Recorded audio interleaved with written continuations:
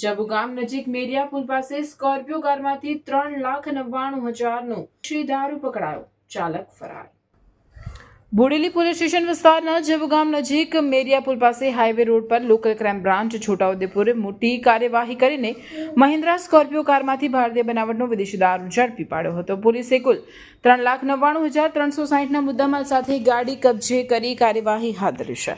મળતી માહિતી મુજબ વડોદરા વિભાગના પોલીસ મહાનિરીક્ષક સંદીપસિંહ તેમજ છોટાઉદેપુર પોલીસ અધિક્ષક ઇમ્તિયાઝ શેખના માર્ગદર્શન હેઠળ જિલ્લામાં દારૂબંધી કાયદાનો કડક અમલ કરવા સૂચના આપવામાં આવી હતી। તેના અનુસંધાને એલસીબી છોટાઉદેપુરના પોલીસ ઇન્સ્પેક્ટર MF ડામોરના માર્ગદર્શન હેઠળ LCB staff Bodeli police station વિસ્તારમાં ખાનગી વાહનમાં પેટ્રોલિંગમાં હતું। તે દરમિયાન બાતમી મળી હતી કે Mahindra Scorpio car MP04 CF 1490માં કોઈ શખ્સ ભારતીય બનાવટનો વિદેશી દારૂ ભરી જબુગામ તરફથી બોડેલી તરફ આવી રહ્યો છે।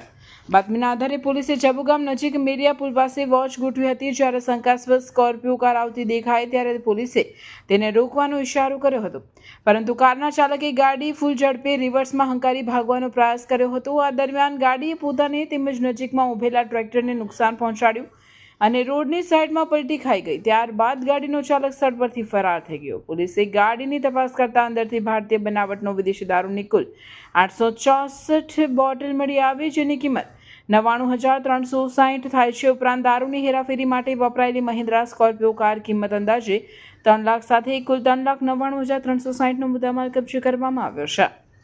આ મામલે બોડેલી પોલીસ સ્ટેશનમાં ગુનો નોંધાવી વધુ તપાસ તથા કાયદેસરની કાર્યવાહી હાથ ધરવામાં આવી છે। રિપોર્ટર વિરેન્દ્રસિંહ દેસાઈ, સિનોર સમાચાર ન્યૂઝ, બોડેલી, છોટાઉદેપુર।